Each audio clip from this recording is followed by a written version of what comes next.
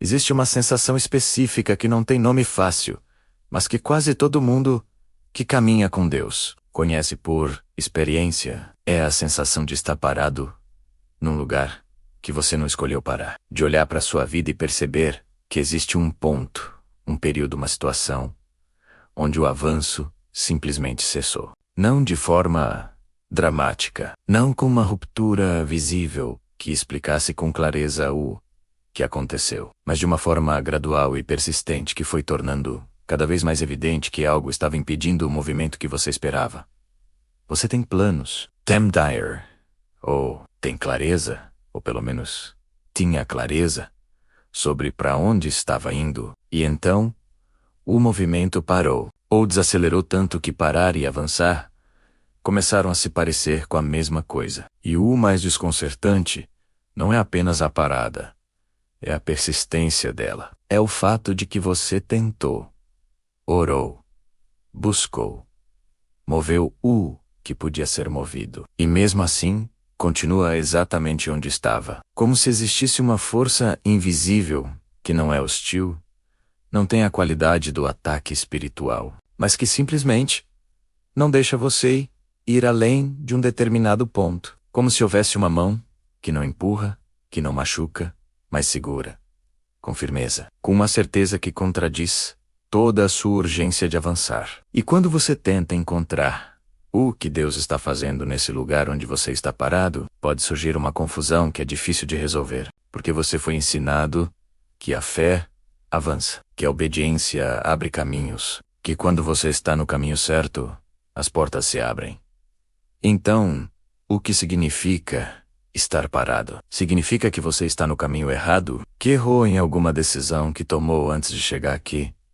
Ou significa algo completamente diferente? Significa que o lugar onde você está não é um lugar de erro, mas um lugar de intenção. Que a parada não é punição, mas posicionamento. Que a mão que está segurando você aqui não é adversária, mas cuidadora. Que existe uma razão específica para você estar exatamente neste ponto, neste momento, desta forma, que ainda não está visível, mas é real. Essa distinção entre estar parado por erro e estar parado por propósito é uma das mais importantes que existem na vida espiritual, porque as duas experiências se parecem muito por fora. Ambas têm a textura da imobilidade. Se você está parado por propósito e responde como se tivesse parado por erro, você vai gastar energia tentando corrigir algo que não está errado. Vai buscar a falha que não existe. Vai confessar pecados que não são a causa do que está acontecendo. Vai tentar forçar o avanço que não está sendo impedido por desobediência, mas que está sendo segurado por design. E esse esforço desnecessário não apenas esgota. Ele distrai, tira sua atenção do que está realmente acontecendo aqui, porque existe algo que só pode ser recebido, aprendido, formado, revelado, quando você está parado. Quando o movimento cessa, e o que resta é apenas você, o lugar onde está, e a presença de Deus, que escolheu te encontrar exatamente aqui. E esse encontro que a parada torna possível, pode ser o mais importante de toda a sua jornada até esse ponto. No 14º capítulo do Êxodo, existe um momento que define para sempre o que significa ser parado por Deus, num lugar que parece impossível. Israel acabou de sair do Egito. Está em movimento, cheio da energia da libertação recente, cheio da memória das pragas, cheio da experiência de ter visto o impossível acontecer de uma forma que nenhuma geração anterior havia testemunhado. E então Deus dá uma instrução de rota, que parece estratégica, mas que na verdade é uma armadilha deliberada. Ele os conduz para um acampamento específico, entre Pi-Hahirot e o Mar Vermelho, com montanhas dos dois lados. Um lugar sem saída visível. Um lugar de onde, humanamente falando, não há como avançar. E então, Faraó vem, com todo o exército, com os carros de guerra, com a força militar mais poderosa da região. E Israel está parado. Não por falta de fé, não por desobediência, mas porque Deus os conduzira deliberadamente, para aquele lugar específico, onde a parada era inevitável. E o texto diz algo que é preciso ler com atenção. Deus disse que endureceria o coração de Faraó para que ele o seguisse, para que Deus fosse glorificado sobre Faraó e sobre todo o seu exército, para que os egípcios soubessem que ele era o Senhor. O povo não estava parado por acidente, estava parado por design. Estava exatamente onde Deus queria que estivesse, para que o que estava por vir tivesse o palco que precisava. E Israel, sem saber nada disso, reagiu da única forma humana possível, com medo, com acusação, com aquela regressão emocional de quem, diante da pressão, esquece o que Deus acabou de fazer. E Moisés disse algo que é uma das declarações mais poderosas de toda a Bíblia, diante de uma parada que parecia fatal. Não temais, estai firmes. Vede a salvação do Senhor. O Senhor pelejará por vós, e vós vos calareis. Estai firmes. Não avancem. Não recuem. Não tentem resolver com esforço humano o que Deus está prestes a resolver. Fiquem parados. Deixem que o lugar onde você está, esse lugar que parece armadilha, seja o palco do que está por vir. E você conhece o que aconteceu depois. O mar abriu. O caminho que não existia foi criado no único lugar onde nenhum caminho parecia possível. E a salvação que veio daquela parada foi de uma dimensão que nenhum caminho alternativo poderia ter produzido. Mas pense no que precisou acontecer para que o mar abrisse. Precisou haver uma parada. Precisou haver um lugar sem saída. Precisou haver a pressão do exército atrás e a impossibilidade do mar à frente. Precisou haver aquele momento de imobilidade absoluta, onde toda a engenhosidade humana havia se esgotado e onde a única coisa possível era esperar que Deus fizesse o que apenas Deus pode fazer. E o lugar onde você está parado agora pode ter essa mesma estrutura. Não como punição, como palco, como ponto específico da sua jornada, onde o que está por vir precisa acontecer de uma forma que o movimento contínuo impossibilitaria. Existe também uma dimensão de posicionamento estratégico na parada que o livro de Esther ilustra com uma precisão que vai além da narrativa.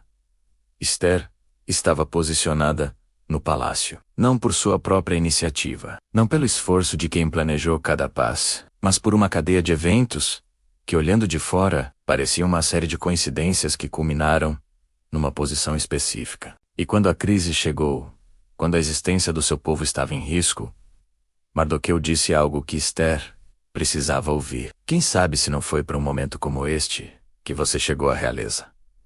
Para um momento como este, não para todos os momentos. Para este específico, para este ponto, para esta interseção entre a sua posição e a necessidade do momento. Esther havia sido mantida exatamente onde estava até que o momento certo chegasse.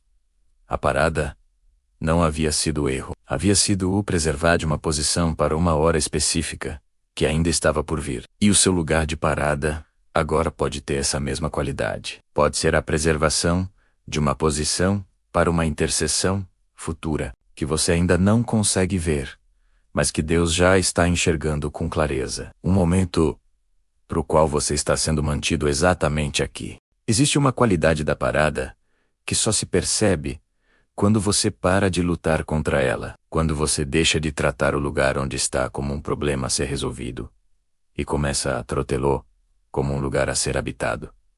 Não com resignação, não com aquela passividade que disfarça desistência de espiritualidade, mas com uma presença ativa no lugar onde você está, com atenção ao que esse lugar está oferecendo, com abertura para o que só pode ser recebido quando você não está em trânsito. Porque existe uma diferença entre estar de passagem por um lugar e estar presente nele. E a maioria de nós, quando está num lugar que não escolheu, quando está numa parada que não planejou, está de passagem mentalmente. O corpo está no lugar, mas a atenção está no outro lugar. Está no destino que ainda não chegou, nas circunstâncias que ainda não mudaram, e essa divisão entre onde o corpo está e onde a atenção está cria uma forma de ausência que tem um custo enorme. Moisés estava pastoreando ovelhas no deserto de Midian quando viu a sarça. Não estava em busca de uma experiência espiritual. Estava presente no trabalho do dia. E ao notar algo em comum, a sarça que ardia sem se consumir, ele tomou uma decisão. Ele disse: "Deixa eu chegar mais perto para ver esse espetáculo grandioso." Ele parou, prestou atenção no que estava acontecendo. Se aproximou. E foi na aproximação, foi na presença plena, no lugar onde estava, que Deus falou. A voz que moldou o destino de uma nação saiu de uma sarça num deserto comum, durante um dia de trabalho comum. E se Moisés estivesse presente apenas fisicamente enquanto sua atenção estava em outro lugar, teria passado pela sarça sem parar. Não porque Deus não quisesse falar, mas porque a presença que é condição para o encontro não estava disponível. E você, no lugar onde está parado, agora, no ponto específico onde o avanço cessou, está sendo convidado para esse mesmo tipo de presença. Não para negar a dificuldade do processo ou a realidade da dor da parada, mas para perguntar o que este lugar tem para revelar. Porque Deus não desperdicia posicionamentos. Cada lugar onde ele para, alguém tem uma função. Tem um conteúdo. E quando você acessa essa revelação que estava guardada especificamente para este lugar, algo muda. Não a circunstância imediatamente, mas você. E com frequência, quando essa mudança interna acontece, o movimento recomeça. Não porque você forçou, mas porque o propósito foi cumprido. Existe também algo que precisa ser dito sobre o que a parada protege, sobre o que você não encontrou no caminho, porque não estava pronto. E Deus, que vê não apenas onde você está, mas quem você é, segurou com o mesmo cuidado com que uma mão segura uma criança. Não como punição, como como amor em sua forma mais ativa e mais frequentemente mal interpretada. Então o que você faz com o lugar onde está? Você o habita com presença. .com? Otan? Ou você olha ao redor, você presta atenção nas sarças que estão ardendo no seu deserto atual. Nas conversas, nos encontros. Você recebe o que este lugar tem, com a confiança de que quem te parou aqui sabe o que está fazendo. E que quando recomeçar, você vai sair deste lugar diferente de como entrou. Mais formado, mais equipado, mais pronto. Se essa mensagem falou com você, permaneça aqui na misteriosa voz da fé.